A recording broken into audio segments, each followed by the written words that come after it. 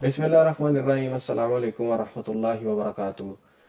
کل 29 جون 2026 کو مولانا سید سلیمان حسینی ندوی کا انتقال ہو گیا۔ وہ اپنے خالق حقیقی سے جا ملے ہیں۔ انا للہ و انا الیہ راجعون۔ اللہ پاک مولانا کے درجات بلند فرمائے، انہیں جنت الفردوس میں اعلیٰ مقام عطا فرمائے، ان کی غلطیوں کو تاہیوں کو معاف فرمائے۔ اللہ پاک ان کے گھر والوں کو صبر جمیل عطا فرمائے۔ مولانا اس امت کا بہت بڑا سرمایہ تھے۔ مولانا اس امت کی ایک بہت توانا آواز تھے۔ وہ انڈیا کے مسلمانوں کی ایک بہت سٹرونگ وائس تھے۔ مولانا کی بہت سی خدمات ہیں۔ ساتھ ہی ساتھ مولانا صرف انڈیا میں نہیں بلکہ پورے عالم اسلام میں، پوری دنیا میں ان جیسی سٹرونگ وائسز اس وقت اس دنیا میں اس امت میں ایگزسٹ نہیں کرتی۔ باقی بہرحال ان کا جانا بہرحال اس دنیا سے ہر کسی نہیں جانا ہے، تو ہم ان کو ہمیشہ یاد رکھیں گے جب تک ہماری زندگی ہے۔ البتہ مولانا کون تھے، مولانا کا بیک گراؤنڈ کیا تھا، اس کے اوپر ایک بڑی زبردست ویڈیو ہے جو کہ میں آپ لوگوں کے ساتھ شیئر کروں گا، جس میں آپ کو مولانا کے زندگی اور ان کی کچھ اچیومنٹس کے بارے میں پتہ لگے گا۔ سید سلمان حسینی ندوی ہندوستان کے ایک مشہور عالم دین، ایک شعلہ بیان مقرر، ایک بہترین محدث، ایک عظیم داعی اور ایک مخلص مربی ہیں۔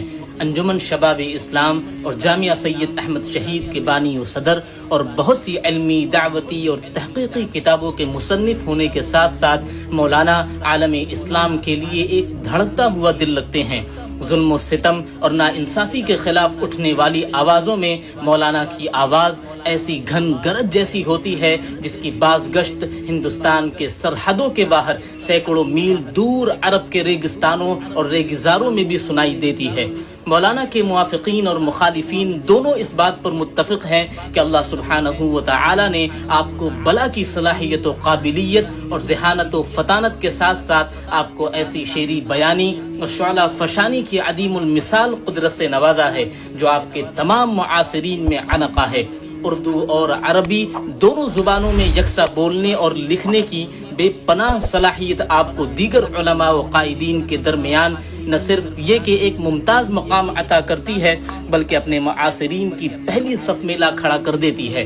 مولانا موصوف کی پیدائش سن 1954 میں لکھنؤ میں ہوئی۔ آپ کے والد ماجد کا نام مولانا سید محمد طاہر حسینی تھا، جن کا تعلق اتر پردیش میں واقع ضلع مظفر نگر کے قصبہ منصور پور کے ایک معزز سادات گھرانے سے تھا۔ آپ علامہ سید ابو الحسن علی میاں ندوی کے سگے بھائی، سابق ناظم دارالعلوم ندوۃ العلماء ڈاکٹر سید عبدالعلی حسنی کے نواسے ہیں، لہٰذا آپ کی تعلیم و تربیت میں علامہ سید ابو الحسن علی میاں ندوی کا خاصا اثر رہا ہے۔ مولانا کی والدہ انتہائی نیک صفت خاتون تھی۔ مولانا نے ابتدائی تعلیم گھر اور محلے کے مکتب میں حاصل کی، پھر دارالعلوم ندوۃ العلماء کے درجہ حفظ میں داخلہ لے لیا اور حفظ کی تکمیل کے بعد اس عظیم دانشگاہ سے سن 1974 میں عالمیت، پھر سن 1976 میں فضیلت کی ڈگری حاصل کی۔ اس کے بعد سعودی عرب کی مشہور یونیورسٹی جامعہ الامام محمد بن سعود الاسلامیہ میں داخلہ لے لیا، جہاں سے سن 1980 میں حدیث میں ماسٹر کی ڈگری حاصل کی اور ایم اے کا اپنا علمی مقالہ اپنے وقت کے مشہور محدث شیخ عبد الفتاح ابو غدہ کی زیر نگرانی مکمل کیا۔ مولانا کا مقالہ مولانا کی علمی صلاحیت و قابلیت کا ایک انمول نمونہ ہے۔ سعودی عرب سے واپسی کے بعد مولانا ہندوستان کی مشہور اسلامک یونیورسٹی دارالعلوم ندوۃ العلماء میں حدیث کے لیکچرر مقرر ہوئے اور پھر اگلے 40 سال تک حدیث کا درس دیتے رہے۔ مولانا کے شاگردوں کی تعداد ہزاروں تک پہنچتی ہے جو دنیا کے گوشے گوشے میں پھیلے ہوئے ہیں۔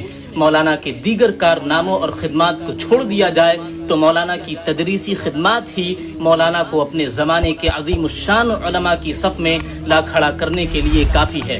مولانا اپنے درس میں کسی خاص مذہب، خاص مسلک اور خاص مکتب فکر نہیں پڑھاتے، بلکہ مولانا طلباء کے اندر جستجو اور حق کو پہچاننے کی صلاحیت پیدا کرتے ہیں، جو طلباء کے اندر ایک علمی اور تحقیقی ذوق پیدا کرنے میں مہمیز کا کام کرتی ہے۔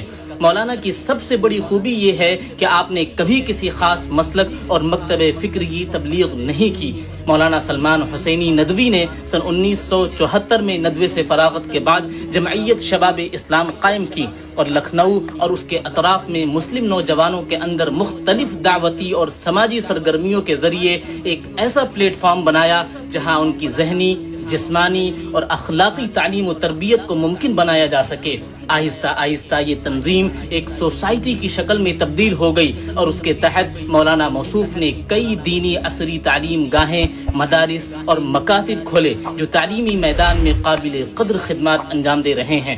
چنانچہ سن 1985 میں جامعہ سید احمد شہید کی بنیاد ڈالی۔ دینی تعلیم کے میدان میں 9 سے زائد مدارس اور 50 سے زائد مکاتب مولانا کی زیر نگرانی چل رہے ہیں۔ طب کے میدان میں ڈاکٹر عبدالعلی یونانی میڈیکل کالج اور ہسپتال کا قیام آپ کی عظیم الشان خدمات میں اضافہ کرتا ہے۔ مولانا سید سلمان حسینی ندوی کی اصول حدیث پر بڑی گہری نظر ہے اور حدیث کے شعبے میں کئی مؤثر تصنیفات منظر عام پر آ چکی ہیں۔ بہرحال مولانا کی بہت ساری کتابیں اور رسالے ہیں جو آپ کی علمی شان اور تحقیقی ذوق کا آئینہ دار ہیں۔ مولانا موصوف کی تعلیم و تربیت اور ان کی شخصیت کی تعمیر و ترقی میں جس ہستی نے سب سے بڑا رول ادا کیا اور جس نے مولانا کو عالم اسلام میں متعارف کرایا وہ علامہ سید ابو الحسن علی ندوی رحمۃ اللہ علیہ کی ذات گرامی تھی۔